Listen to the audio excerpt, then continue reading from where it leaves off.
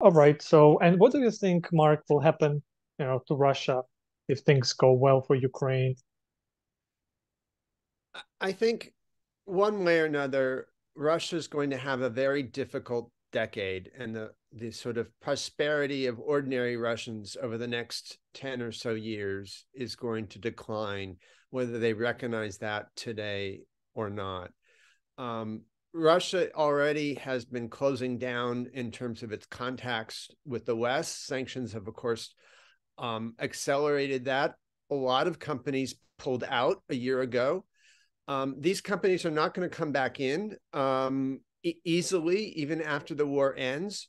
Those that will do so in the first instance will be those companies that are just going to export to Russia certain goods, be it Coca-Cola, Procter Gamble, Louis Vuitton, whatever goods that could be sold within Russia, those companies will come back because Russia's a large market.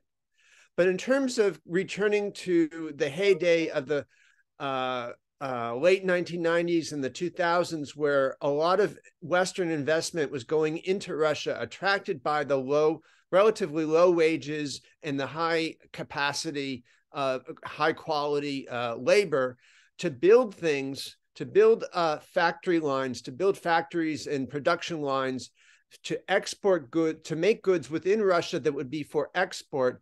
I think that's going to be a while off, even after the close of fighting in Ukraine. Business likes stability. They don't care per se whether you're a democracy or an autocracy, but what they're not going to like is to go back in and reinvest after they were spurned into 2022. It's just not going to be financially wise for them to invest within Russia for more substantive economic gains. Furthermore, you're going to have a situation where Russia has been closed off to Western technology. Russia's economy is not entirely built upon the oil and gas sector, but a good part of it is, and that is really all that Russia has been offering to the rest of the world these days. Absent technology to build up other sectors of the economy, absent technology to improve oil and gas, plus the recognition that a decade from now, the world is going to be transitioning even more rapidly to a green economy where hydrocarbons are not going to be the go-to fuel of choice down the road. Russians are not going to have that much to offer the rest of the world, unfortunately. And what I fear is that we could have a situation in which Russians are aggrieved at the West, that blame the West for a decade of lost prosperity, and will perhaps even be like Vladimir Putin was when the Cold War ended, blaming the West. We don't need 140 million Vladimir Putins with harsh sort of grievances towards the rest of the world a decade from now. So we're going to have to figure out in the interim of just speaking with you, a expert wrote in with a article about the need to contain Russia after the close of conflict in Ukraine.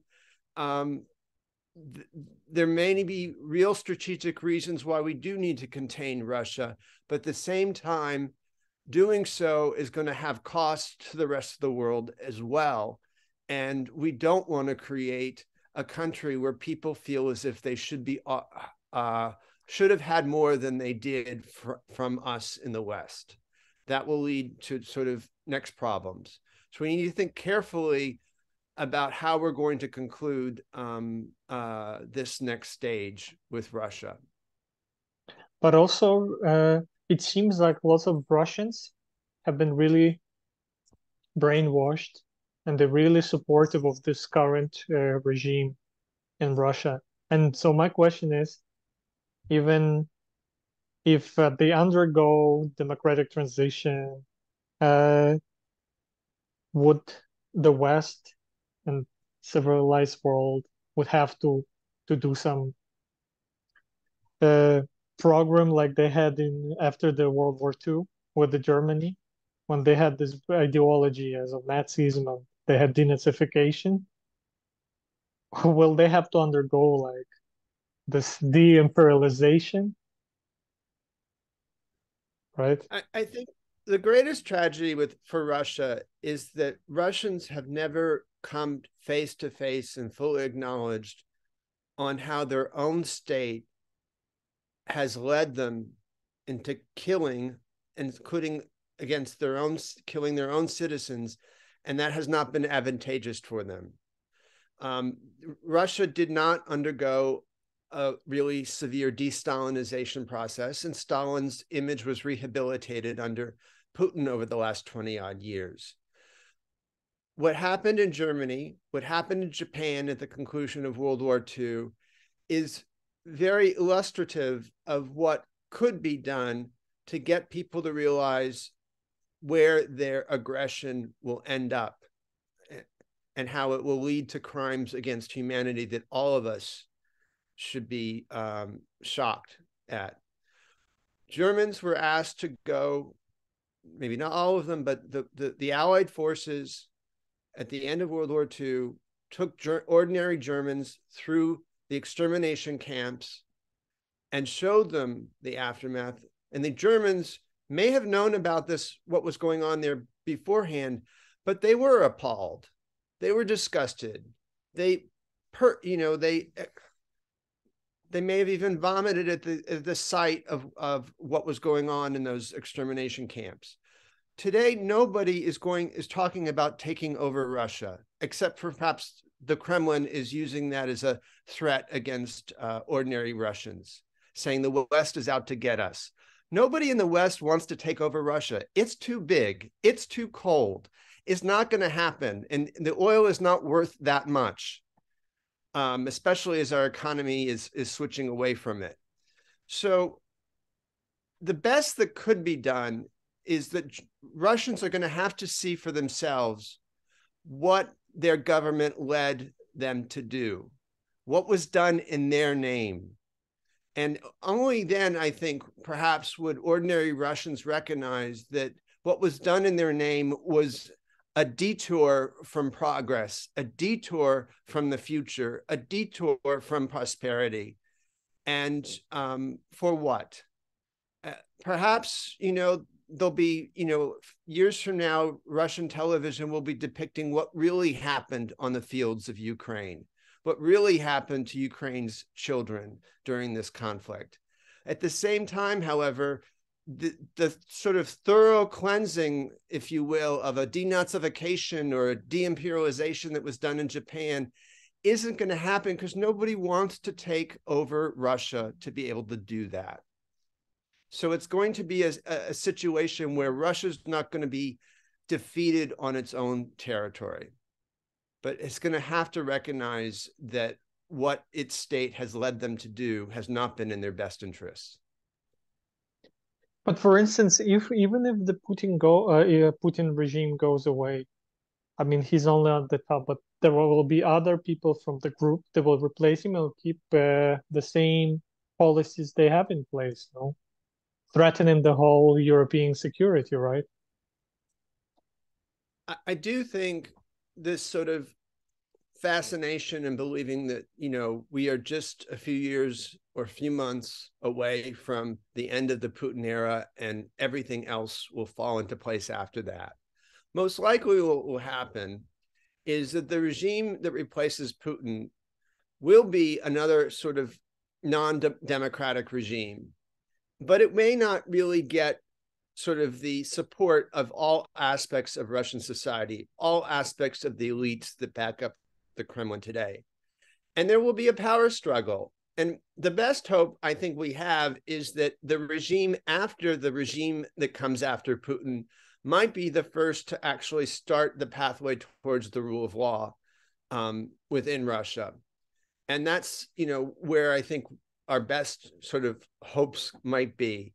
And for Russians themselves, I don't think that, well, it's very hard to read the minds of people anywhere. And the revolutions of 1989 were so surprising precisely because we couldn't read the preferences inside people's minds of what they wanted until actually the revolution started. Russian people may surprise us, but it doesn't appear as if there's going to be this groundswell of sort of support from below for toppling the regime. Most likely, I think it's going to be a succession of different types of elite struggles until somebody recognizes what's best for Russia is not to have a dictator at the top, but to really cement some firm institutions that are going to be enabling Russians to enjoy a democracy down the road.